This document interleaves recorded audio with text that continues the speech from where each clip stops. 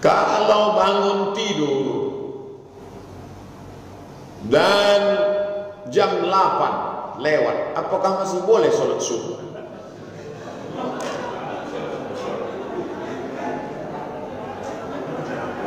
Aneh-aneh ini pertanyaan. Man nama, siapa yang tertidur walam yusalli, tak salat subuh, balas syaitanu fi udhuni, kencing setan di telinganya. Hadis sahih Bukhari. Siapa yang tidur sampai tak salat subuh, kencing setan di telinganya, dilaknat Allah SWT. Maka setel jam waker, jangan sampai tak salat subuh. Man taraka salata muta'ammidan, dibuatlah nonton bareng sampai jam 2, jam 3, tidur, maka dia meninggalkan sholat secara sengaja, faqad kafara jihara, kafirlah dia secara nyata. Kafir secara nyata. Kalau sampai nonton bareng sampai jam 4, padahal 1 jam lagi itu tertidur sampai jam 8, itu sengaja dia meninggalkan sholat. Kafara jihar. Buka kitab Syekh Abu Bakar Al-Jazairi, fikih 4 mazhab, itu kata dia kafir. Bukan kata saya, Syekh Abu Bakar Al-Jazairi. Tolong jelaskan bagaimana sejarahnya sampai ada perbedaan antara kaki celana menutup mata kaki dan tidak menutup kaki. Yang satu hadisnya, ma asfalal ka'baini finnar, semua yang di bawah mata kaki neraka, di bawah mata kaki neraka, di bawah mata kaki neraka, di bawah mata kaki neraka. Yang satu lagi hadisnya, manjar thawbahu khuyala, kalau sombong baru masuk neraka, kalau tak sombong tak apa-apa. Yang satu ini dia tak mau sombong, tak sombong. Sombong tak sombong neraka. Makanya kalau jumpa pertama kali bukan tengok muka, kaki. Kalau yang ini dah, yang kelompok ini yang tak sombong siapa? Imam Syafi'i. Kata Imam Syafi'i, kalau tak sombong tak apa-apa. Dikombinasikannya hadis ini dengan hadis ini. Manjar thawbahu khuyala, untuk sombong-sombong. Karena dulu Raja Romawi, Raja Persia, jubahnya panjang-panjang, untuk sombong, untuk angkuh. Kata Imam Nawawi, kalau tak sombong tak apa-apa. Kata Imam Syafi'i dalam Subul Salam, kalau tak sombong tak apa-apa. Kata Imam Syaukani dalam Nailul Autar, kalau tak sombong tak apa-apa.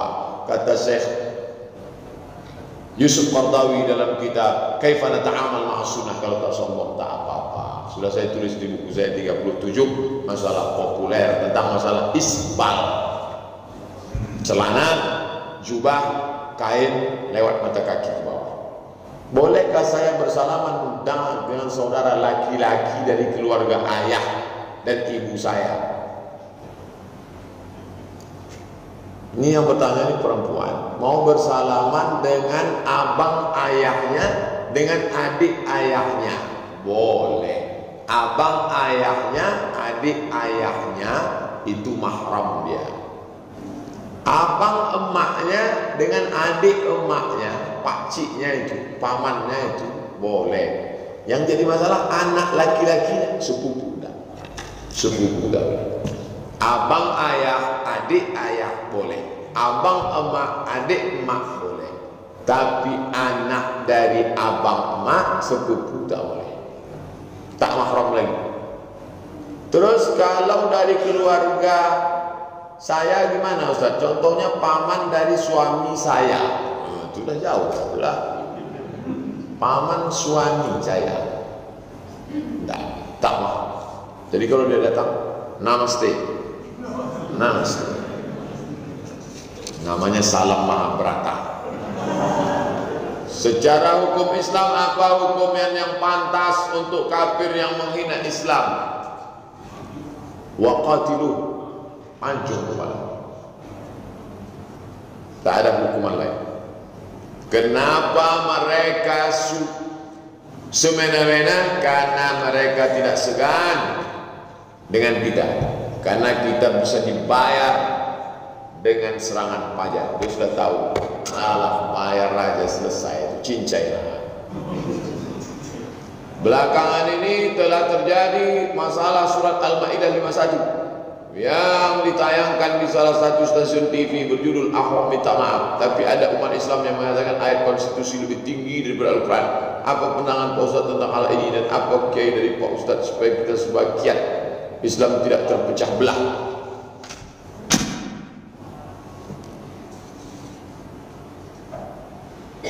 Orang yang menghina Islam, menghina Quran, dia dibawa ke pengadilan.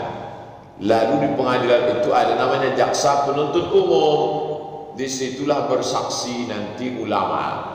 Saya sebagai ulama, nama saya Syekh Abdul Sabur Syahid, bersaksi atas nama Allah bahwa orang ini bernama Nasr Farid Wasil sudah menghina Al-Quran.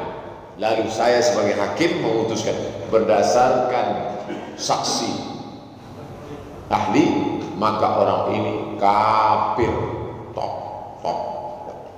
Maka Nasr Hamid Abu Zaid, bukan Nasr Farid itu ulama, Nasr Hamid Abu Zaid dinyatakan kafir oleh pengadilan tinggi Mesir. Kasus begitu pernah terjadi di Mesir. 2 kali kasus yang saya tahu. Yang kedua kasus namanya Farak Foda. Kata si Farak Foda, Quran itu tidak relevan untuk zaman. Maka bersaksi ulama namanya Syekh Muhammad Al-Ghazali nuntut ke pengadilan.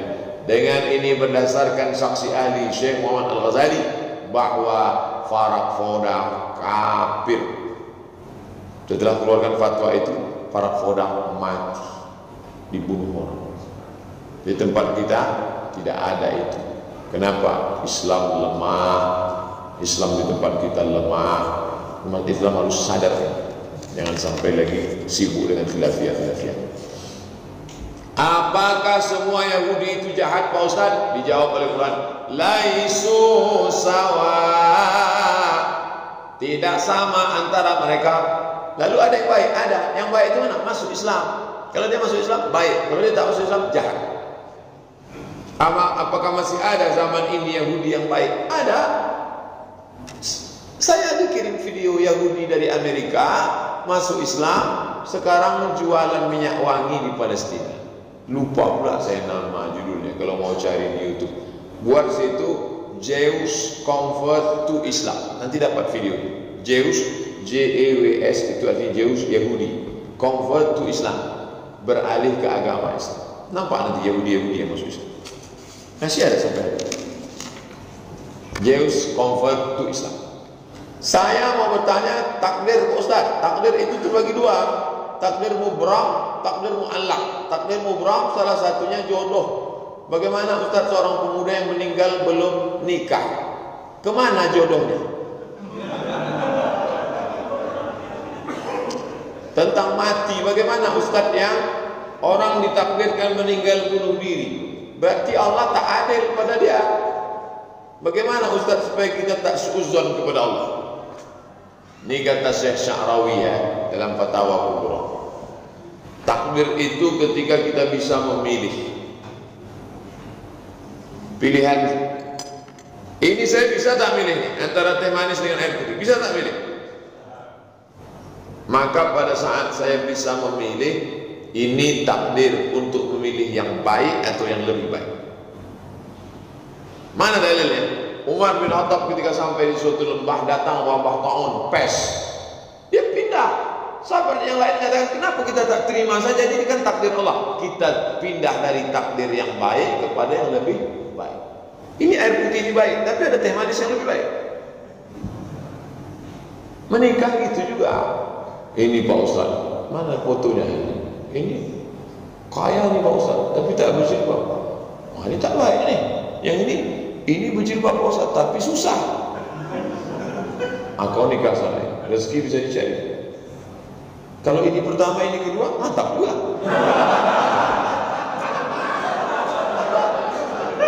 Ini itu pilihan.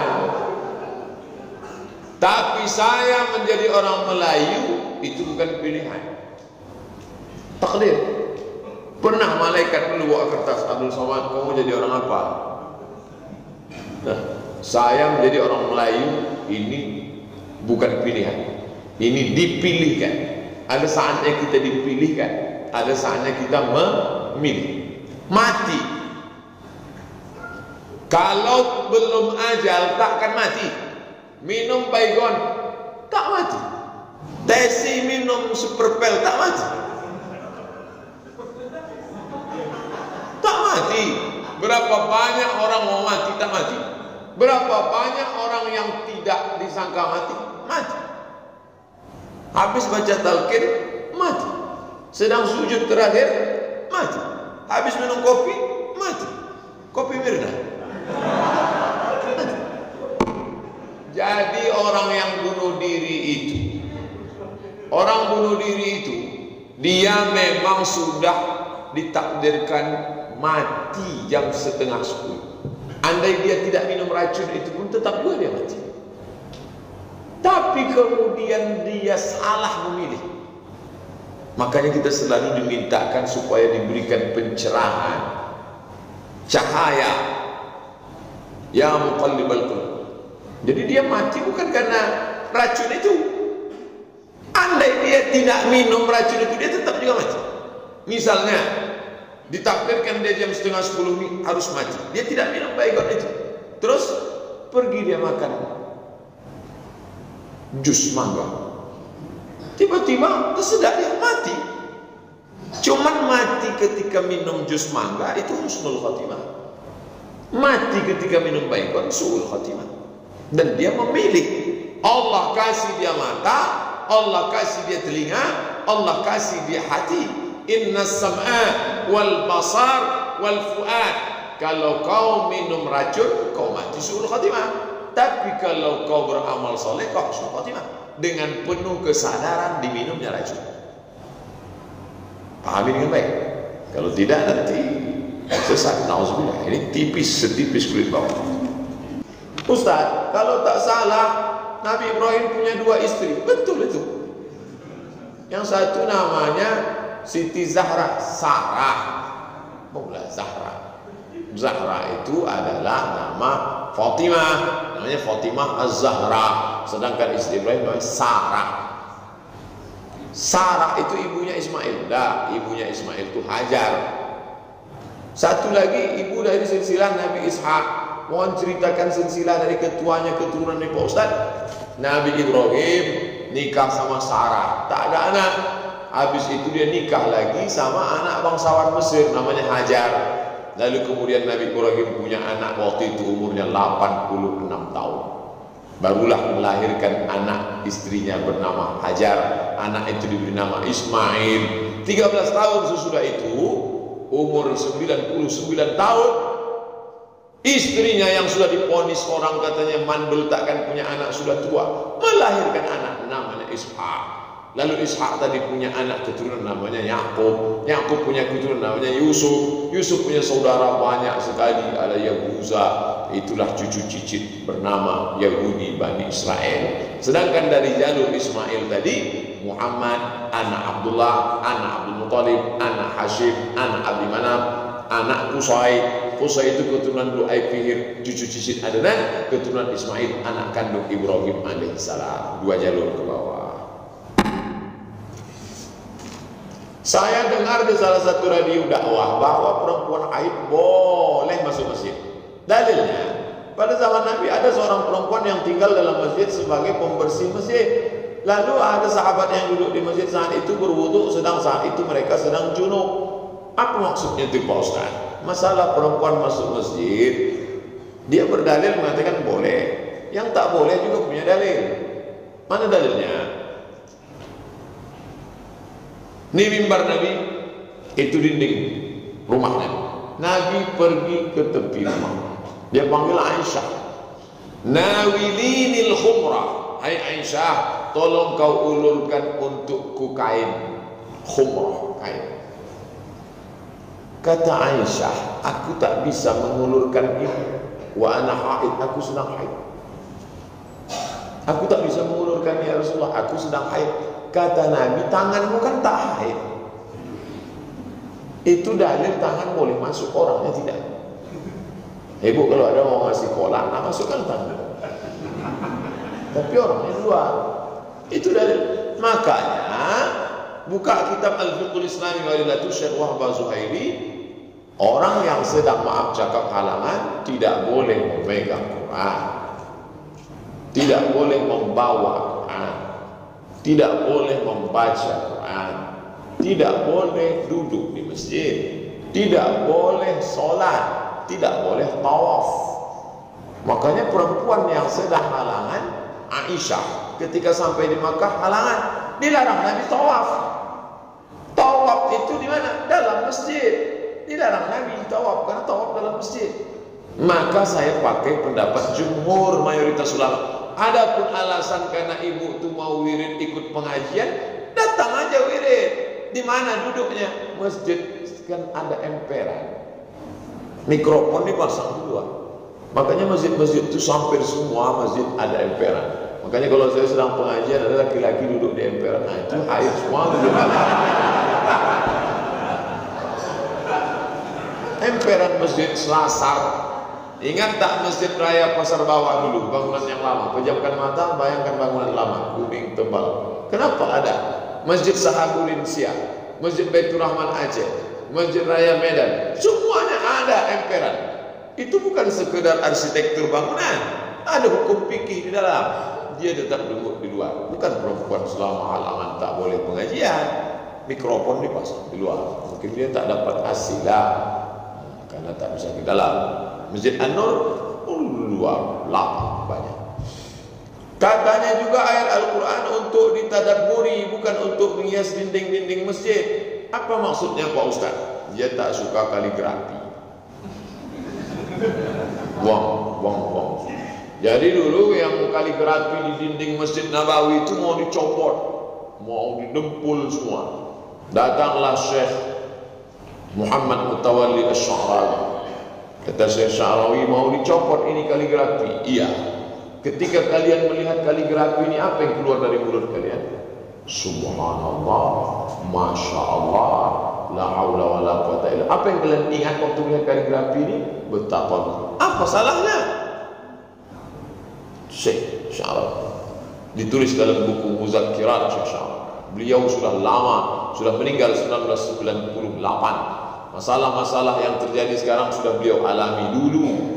Beliau 15 tahun di Makkah menghadapi orang yang mirip macam-macam. Apakah mubah dinding masjid dihiasi Al-Quran? Ada dalil atau contohnya di zaman Rasulullah SAW? Ketika Nabi Adam alaihissalam makan buah kulbi,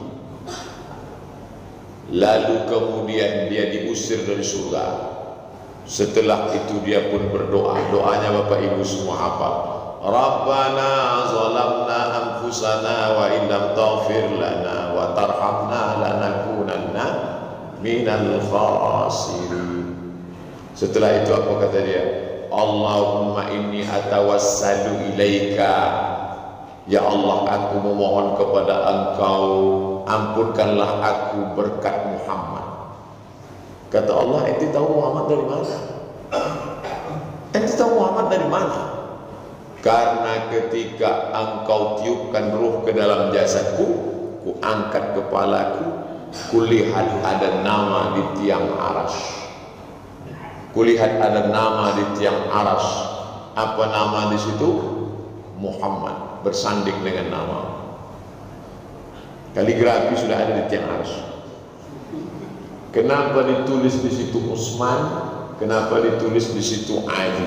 Dulu saya bingung. Kenapa Allah, Muhammad, Utsman, Ali, Umar? Salah satu ciri masjid Ahlus Sunnah wal Jamaah ada tulisan Umar. Karena orang Syiah paling benci dengan Umar dan Abu Bakar, Utsman. Biasanya kalau tak di mimbar, tak di atas. Itu bukan sekedar sembarang tulis, ada makna sejarah. Sekarang Bandung, di Jawa Syiah sudah besar. Bagaimana cara membedakan masjid Ahlussunnah? Kalau kita masuk, ada tulisan Umar, Utsman. Biasanya di mimbar tulis, ini mimbar Syiah. Tidak ada. Tapi untuk di atasnya ada Umar, untuk membedakan. Tuh, itu bukan asal tulis aja itu. Ada makna di balik. Pak Ustaz, semoga Ustaz selalu dilindungi Allah. Amin ya rabbal alamin. Saya belajar mengaji dengan seorang ustaz di rumah saya. Ketika sudah 1 bulan dia mengajar, saya beri beliau uang, ucapan terima kasih. Dia menolak. Katanya kalau terima uang itu berarti dia sama saja menjual ayat-ayat Al-Quran. Bagaimana menurut Pak Ustaz? Baguslah.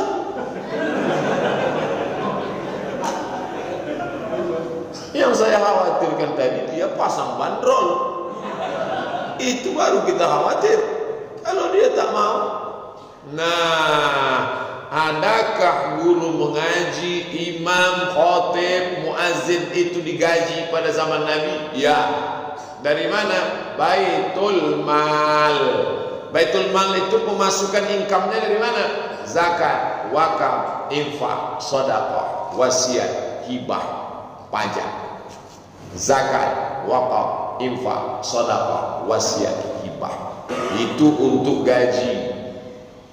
Penjaga Baitul Mal digaji oleh Nabi. Meninggal Nabi dipegang oleh Abu Bakar. Meninggal Abu Bakar dipegang oleh Umar. Meninggal Umar dipegang oleh Utsman untuk menggaji itu semua. Jadi jangan katakan tak ada. Nah, berapa gaji Nabi itu? Jadi ada orang menembak saya dengan surat Yasin. Ittabi'u man la yas'alukum ajran wa hum muhtadun. Ikutilah orang yang tidak mengambil gaji. Nabi Muhammad itu tidak ada gajinya, Pak Ustaz. Ada pena, ada Pak Ustaz. Kertas ada. Ini saya tuliskan. Waktu perang Badar, Nabi dapat berapa? 50.000 keping uang dinar. Satu dinar beratnya 4,25 gram. Kita patok harga 2 juta. 2 juta kali 50.000 keping sama dengan 100 miliar. Berapa jatah Nabi? Wa'lamu anna ma ghanimtum min syai'in fa inna lillahi khumus, 20%. Gaji Nabi perang Badar saja 20 miliar. Gaji Nabi perang Badar saja, belum lagi perang-perang yang lain. Jadi kalau ada orang mengatakan Nabi tidak bergaji, dia tidak belajar sirah sejarah. Yang tak boleh itu Ustadz masang bandrol, ngundang saya ke sini sekian. Nah, itu baru itu Ustadz setan.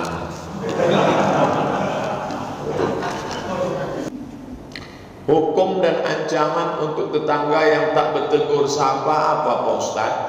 La yahillu lil muslimin, tak halal bagi seorang muslim an yahjura akhahu, mendiamkan saudaranya fauqa thalathi layalin, lebih dari 3 hari 3 malam. Yang sudah lewat 3 hari 3 malam balik dari sini miss call, SMS, peace, damai. Merasa paling benar dan tak bisa menerima perbedaan. Bagaimana sikap kita Pak Ustaz? Kita tidak selamanya bisa menyampaikan kebenaran dengan lidah kita. Kita bisa pinjam buku, kita bisa pinjam ceramah, kita bisa pinjam orang lain menyampaikan kebenaran. Kalau dia mudah menerima kebenaran, lunak hatinya. Kalau dia keras hatinya tak mau menerima kebenaran, Nabi menyuruh dia makan pakai tangan. Kul biyaminik, makanlah pakai tangan kanan. Tak bisa ya Rasulullah. Kata Nabi, sebenarnya bisa dia makan pakai tangan kanan, tapi kesombongannya membuat dia makan. Orang sombong tak mau menerima cakap itu sudah ada sejak zaman Nabi. Jangan cakap Nabi jadi tolak. Saat pengumuman juara untuk anak-anak ikut lomba mengaji, ada yang bertepuk tangan dalam masjid saat itu. Lalu ada yang bilang tak boleh tepuk tangan dalam masjid. Betulkah tak boleh tepuk tangan dalam masjid Pak Ustaz? Tepuk tangan itu boleh bagi perempuan ketika mengingatkan imamnya salah. Kalau laki-laki subhanallah, kalau perempuan itu tepuk tangan. Ada 2 kemungkinan, imam itu salah atau menyambungkan.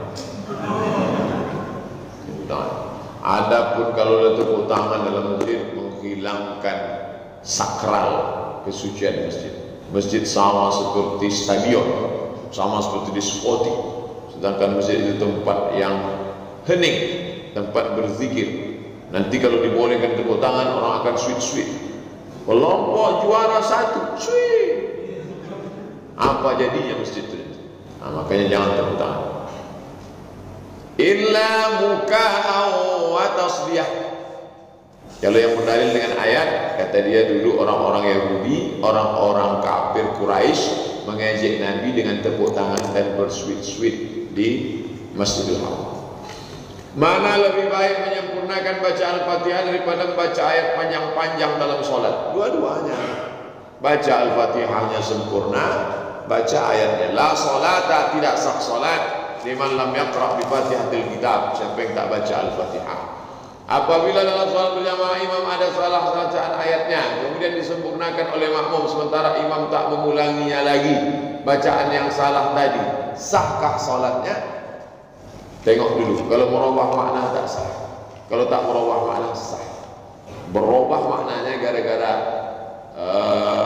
salah hurufnya itu batal.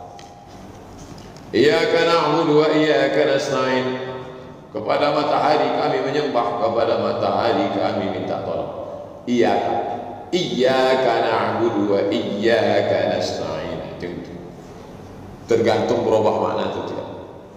Kapan waktu sholat tahajud yang paling afdal? Sepertiga malam.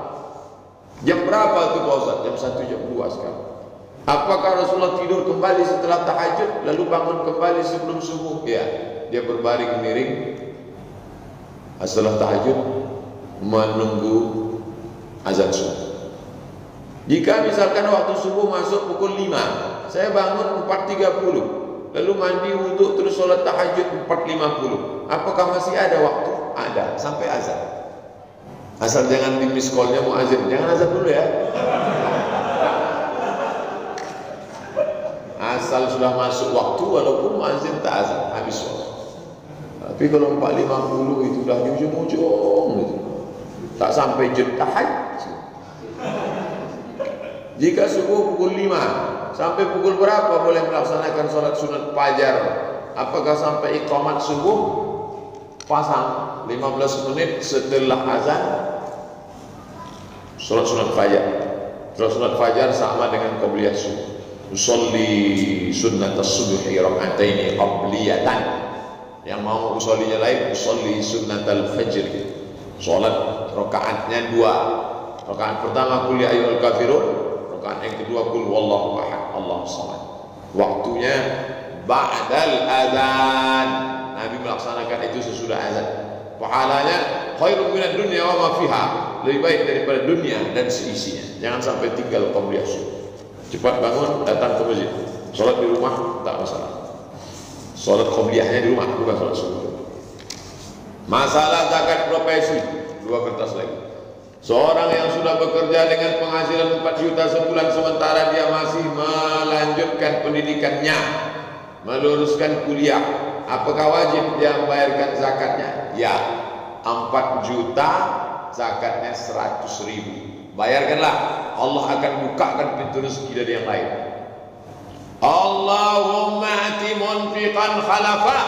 Ya Allah, beri ganti bagi siapa yang berzakat, beri ganti bagi siapa yang berinfak, beri ganti. Tak 1, tak 2, tak 3 tentang masalah keutamaan sedekah, zakat, infak, bersedekah, Allah akan ganti. Jika imam salah dalam sholat, artinya sholat 4 rakaat jadi 5. Makmum di belakangnya mengetahui tapi jauh dari imam tempat berdirinya. Apa ya pula? Dan tidak dibacanya subhanallah. Bagaimanakah hukumnya bagi makmum tersebut? Dan apa yang harus dilakukan untuk masa yang di muka itu tak ada yang ingat satu pun? Yang satu di belakang itu ingat? Apa yang harus dilakukan untuk menyempurnakan sholat? Setelah sholat, kasih tahu dia, Pak Imam, tadi itu 5 itu Pak Imam. 5 kata dia, iya. Maka sujud sahwi setelah salat. Allahu Akbar. Mazhab Syafi'i, subhanallah la yanamu wa la yasud. 2 kali sujud. Allahu Akbar. Allahu Akbar. Allahu Akbar. Allahu Akbar. Kalau ingatnya sebelum salam itu sujud. Baru salam. Kalau ingatnya sesudah salam itu sujud. Sujud sahwi afdal sebelum salam, boleh sesudah salam.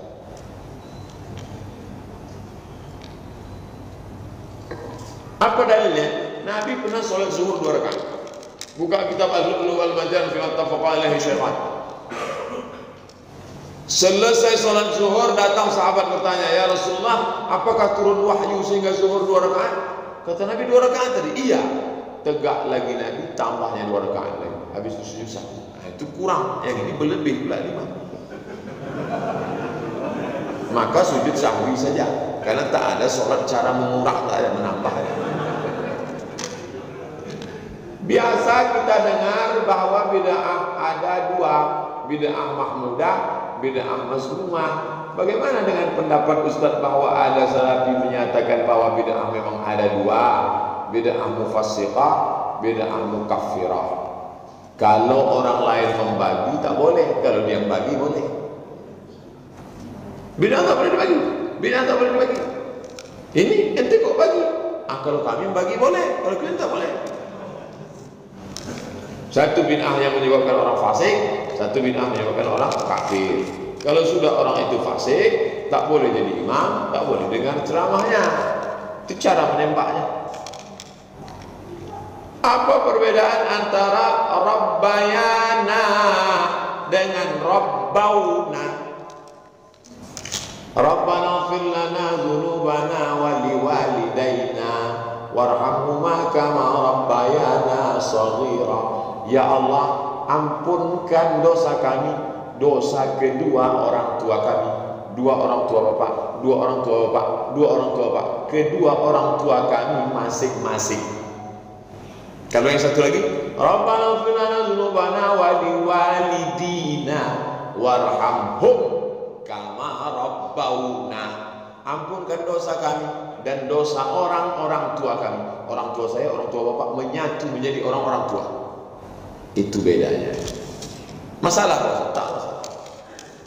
Rabbayana dengan Rabbauna. Rabbayana shaghira, Rabbauna shira. Ustaz baca yang mana? Rabbana ighfir lana dzunubana wa liwalidayna warhamhuma kama rabbayana shaghira. Tapi saya tak menyalahkan yang wali-walidina warhamhum kama rabbauna shira. Dia pakai jamak. Ini dia pakai tunggal tapi untuk masing-masing karena dhamirnya di ujung kami. Apa yang membuat Imam Al-Bukhari dan Muslim menerima hadis dari golongan Syiah? Karena saya mendengar dari kuliah Habib Rizik yang mengatakan bahwa Syiah dalam Sahih Bukhari dan Sahih Muslim itu tidak kafir. Nah, datanglah Syiah mengatakan kalian menolak Syiah, padahal di dalam Sahih Bukhari itu banyak Imam Bukhari meriwayatkan hadis dari Syiah. Ternyata yang dimaksud Imam Al-Bukhari periwayat Syiah orang yang melebihkan Ali tapi tidak mengkafirkan Abu Bakar dan Umar. Ini mesti dipahami dengan baik. Ini masalah istilah. Kalau Imam Bukhari mengatakan periwayat ini Syiah, itu artinya periwayat itu melebihkan Ali tapi tetap menerima Abu Bakar dan makanya apa kata Imam Syafi'i? Kalau mencintai Ali itu dituduh Syiah, akulah Syiah. Kata Imam Syafi'i. Saya pun begitu. Kalau mencintai Ali itu dikatakan Syiah, akulah Syiah. Karena saya mencintai Ali. Maka saya selalu menyebut Sayyidina Ali, Sayyidina Al-Hasan, Sayyidina Al-Husain. Tapi saya tidak mengkafirkan Abu Bakar dan Umar. Sedangkan Syiah yang sekarang itu, yang mutakhirin itu mengkafirkan Abu Bakar dan Umar. Jadi jangan terjebak pada kata Syiahnya. Jangan lihat casingnya, sampulnya, tapi isinya di dalam. Nah, yang sekarang yang di Bandung itu Syiah sekedar melebihkan Ali tetap mencintai Abu Bakar atau mengkafirkan Abu Bakar? Mengkafirkan Abu Bakar. Mereka setiap selesai sholat subuh angkat tangan, namanya doa laknat senamai Quraisy. Ya Allah, laknatlah Abu Bakar dan Umar, laknatlah Abu Bakar dan Umar, laknatlah Abu Bakar dan Umar, karena Abu Bakar dan Umar sudah merampas keimaman Ali. Bukan itu yang dimaksud Imam Bukhari. Hati-hati, mereka menikam dari dalam. Imam Bukhari bermaksud begitu kata Imam Al-Hafiz Ibnu Hajar Al-Asqalani dalam kitab Fathul Bari syarah Sahih Al-Bukhari. Wallahu a'lam bishawab. Itulah kaji kita malam ini. Ada taslim. Mohon jelaskan Pak Ustaz tentang doa bersama setelah salat. Sudah. Tahlilan dalam rangka orang meninggal. Tahlilan dalam meninggal itu kirim doa sampai doa untuk orang mati sampai Mana dalilnya Pak Ustaz? Kata Nabi, wahai Aisyah, kalau kau lewat di makam jangan mulutmu diam saja, kau baca doa. Assalamualaikum ya ala diyar minal mu'minin wa inna insyaallah bikum lahiqun yarhamullahu mustaqimina mustaqimina sallallahu alaihi wa sallam afiyah. Sampai doa. Tahlil sampai dah. La ilaha illallah. La sampai. Mana dalilnya? Nabi membelah pelupa korma. Kenapa kau belah pelupa korma kau tancapkan di kubur? Karena pelupa korma itu bertasbih, tasbihnya sampai. Kalau tasbih pelupa korma sampai, apakah tasbih jamaah al-jihad sampai? Sampai. Sedekah makan sampai? Sampai. Mana dalil sedekah makan sampai?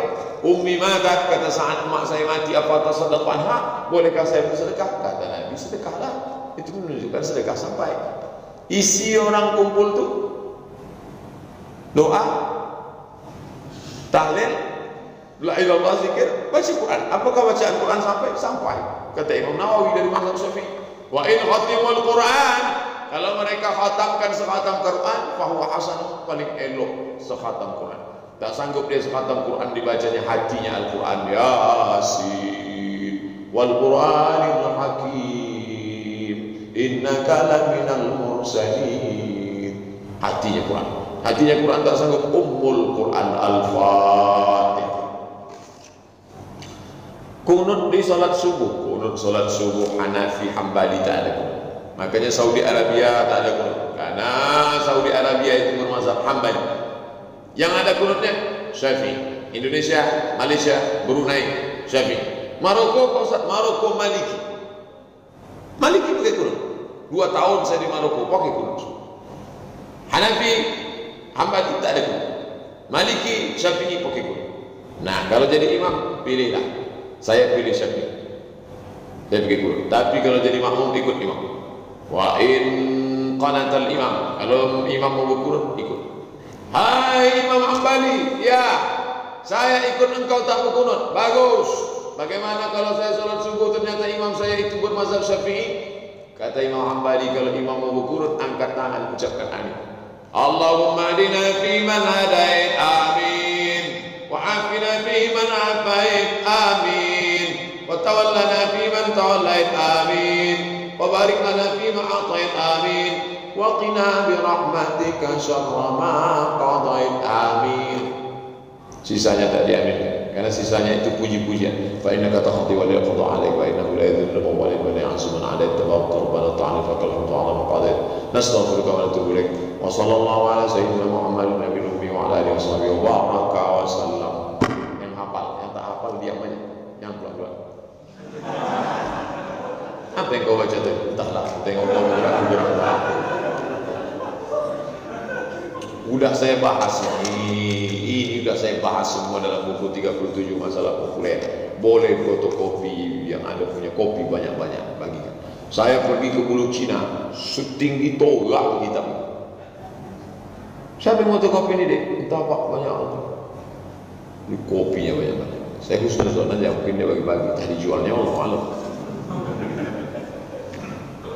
Apakah menjawab azan itu wajib Pak Ustaz? Sunnah.